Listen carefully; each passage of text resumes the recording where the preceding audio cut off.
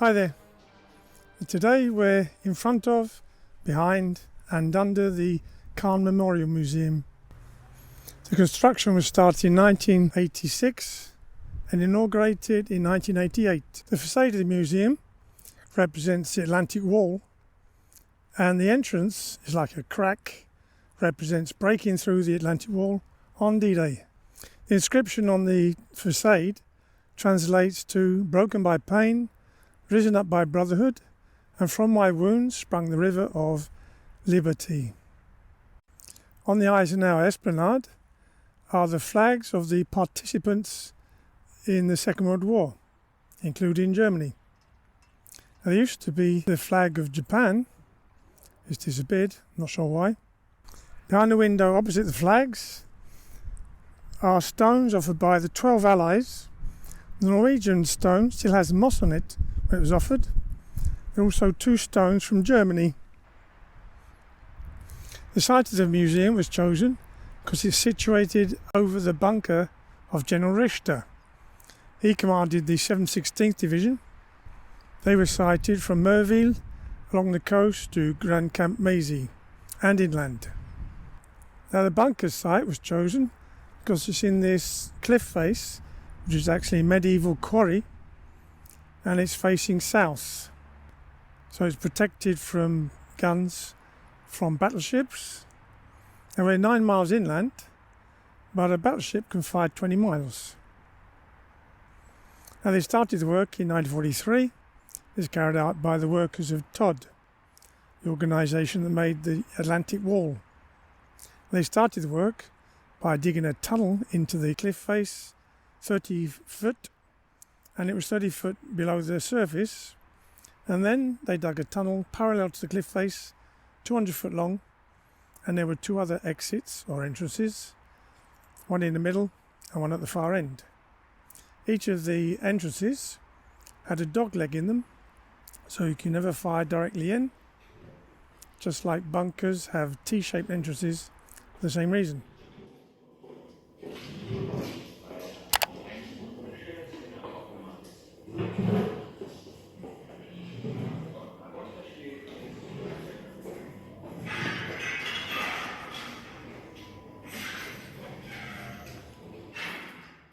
To complete the defences, a tank was buried up to its turret on the plateau above, and the whole site was surrounded by minefields.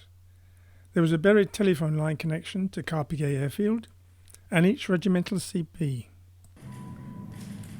The bunker contained a radio transmission centre and was equipped with a ventilation system, generator and water system.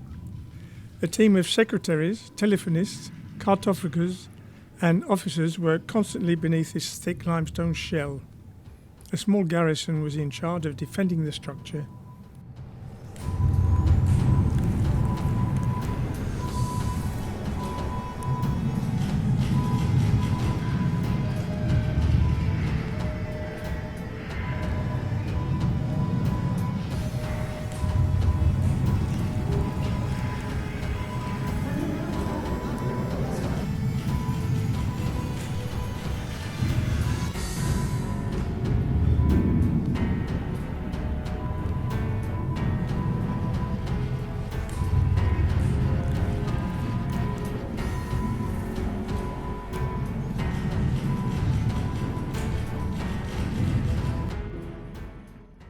Each of the 3 entrances was defended by a machine gun at the dog leg. Double leaf armoured doors completed the defence system. In the night of the 5th to 6th of June 1944, the General Staff of the 716th Infantry Division was informed of unusual aerial activity and parachute drops to the east of the Orne and the west of the Dives. In the small hours of the morning, the HQ staff received a stream of information from the CPs along the coast. This information had to be collected and analysed before reporting to higher echelons. The long-awaited D-Day landings had finally taken place. This position was at the centre of the operations. Richter reported the situation to General Marx, commander of the 84 Army Corps, headquartered in Saint-Lô. The 12th SS were moving up from near Le Mont arriving at the Abbey d'Ardennes, inland of Juno Beach, on the morning of the 7th. Their commander, Meyer, came to Richter's bunker, where he was given orders from General Richter to attack the Canadians at 4 p.m.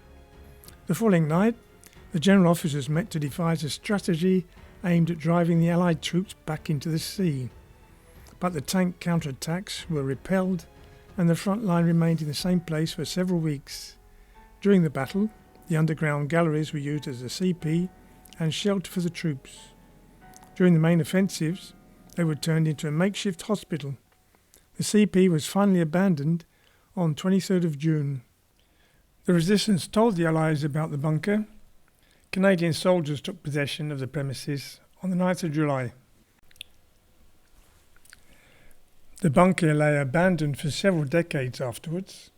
The Fire Brigade of Caen used it for firefighting exercises in confined spaces. In 1991, the space became an area of the Museum of the Memorial, dedicated to the Nobel Peace Prize. It entertained illustrious guests such as Elie Wiesel, Lech Walesa, and the Dalai Lama.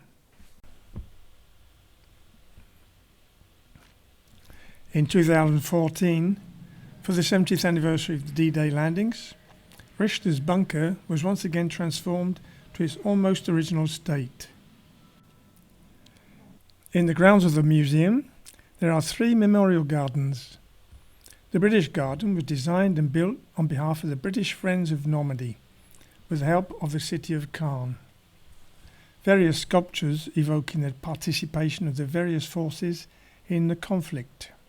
The Royal Air Force, the Royal Navy, and the 15 British divisions are represented by cypress trees planted alongside a colonnade in bloom.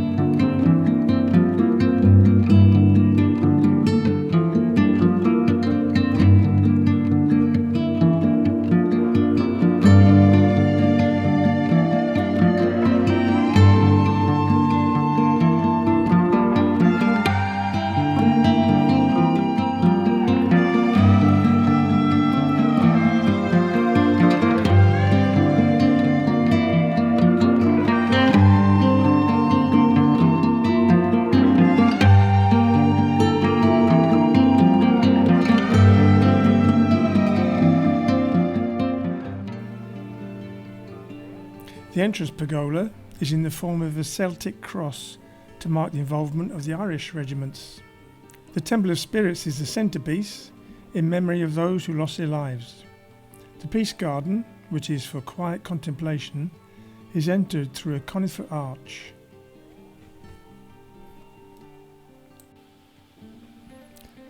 The Canadian Garden was designed by 12 students of architecture from the universities of Montreal and Ottawa. The Canadian Garden encourages reflection.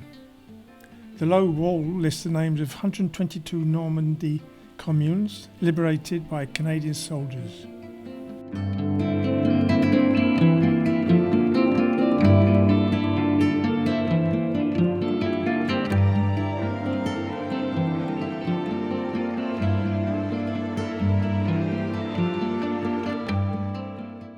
The black granite slab is inscribed with Vigil's words, Nulla dies quam memori vos eximet aevo. No day will ever erase you from the memory of time. Across the valley is a terrace of pale Caen stone. The black granite spike splitting the terrace symbolises war. These glass stels are the names of the Canadian units involved in Normandy.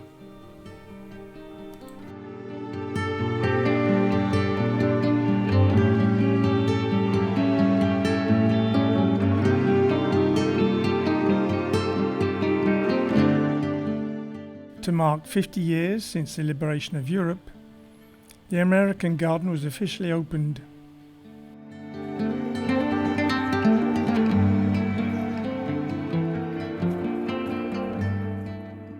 The fountain symbolising life wasn't working today. Here are some photos I took when it was working. Under the waterfall are the plaques of the 50 American states.